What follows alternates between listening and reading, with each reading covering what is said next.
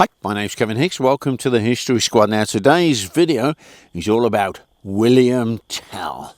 William Tell, that great Swiss hero. But he's actually a man of legend. But I've got to tell you, to me, he's the same as Robin Hood. When I was a kid in England watching the TV, Robin Hood. But then later on, there would be a similar series, but William Tell, and I was absolutely blown away. But I'll tell you what I'm going to do. I'm going to see if I can match his legendary shot. I'm going to see if I can shoot the apple off his son's head. Obviously, I'm not allowed to shoot the apple off my son's head. He wouldn't appreciate it anyway, because he's in his 30s now. So here we go. We're going to give it the best shot.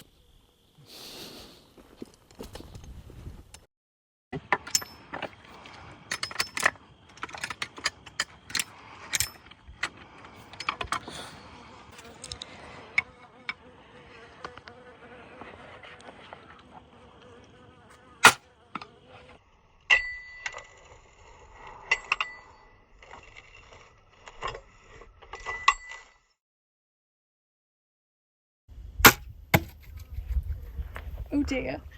That's the oh dear shot. Okay, you got that, yeah? Yeah.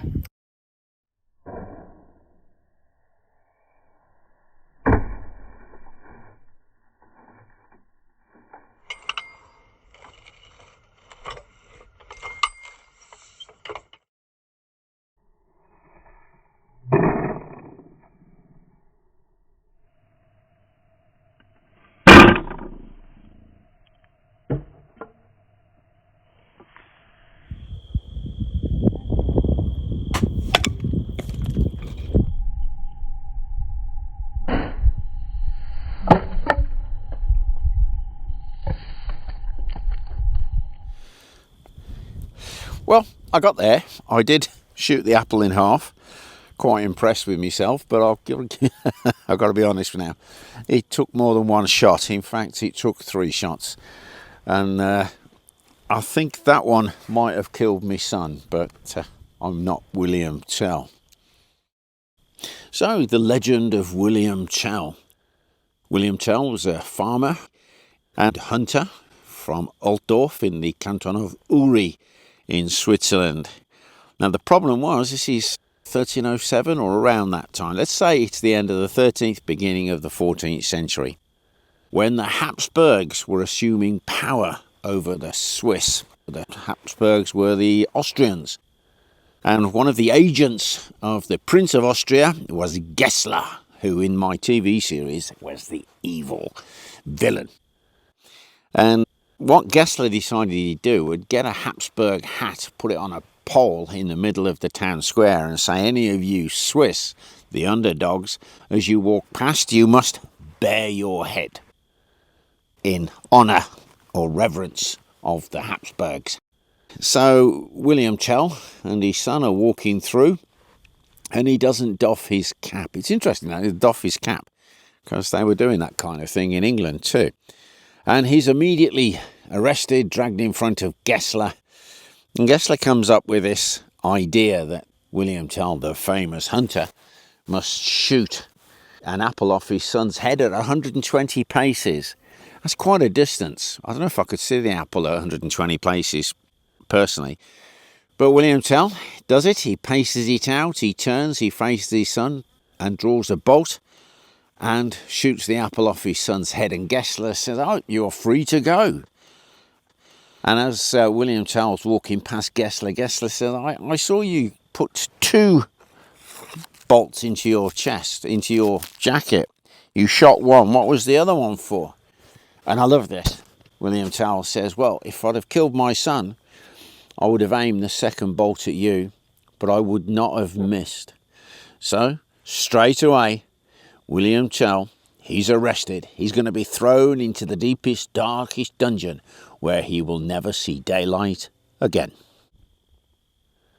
The problem for Gessler was that deep, dark dungeon was in Castle Kuznacht, which was the other side of Lake Lucerne. Now, Lake Lucerne is a dangerous lake, and William Tell knows about this. And as the boat is going across, a storm comes up, And William Tell is the only one strong enough to actually keep the boat on course.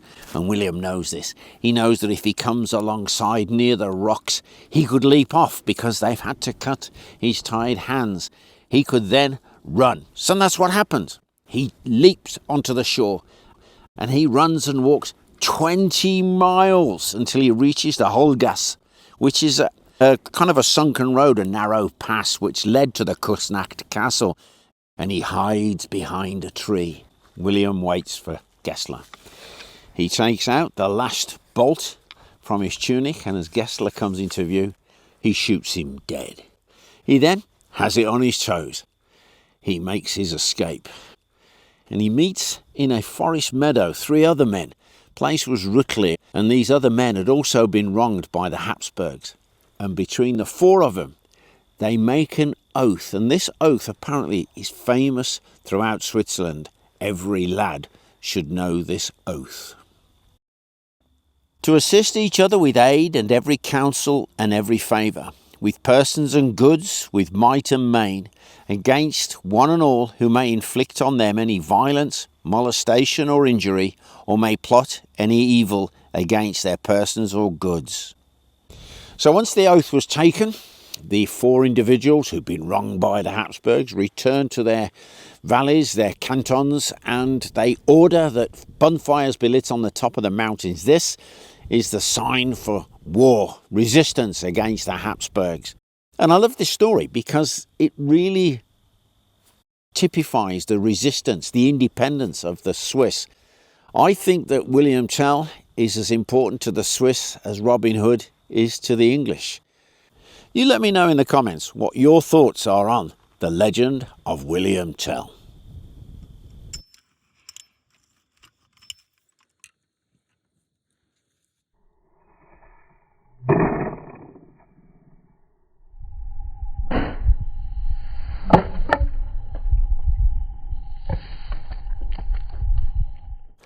Well, I hope you enjoyed that little video of ours on that legend William Tell. If you did, like, share and subscribe. And if you'd like to support the channel further, why not look at joining our Patreon community? The link is in the description. Now, before I finish, quick shout out to some of our Patreon members.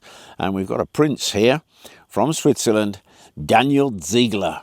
Then we have Corinne Dilfazio and Alicia and Chris Johnson. Hey guys, thanks a million. Don't forget, without your help, I wouldn't be able to make all of these films. So from me and Julie, thanks a million.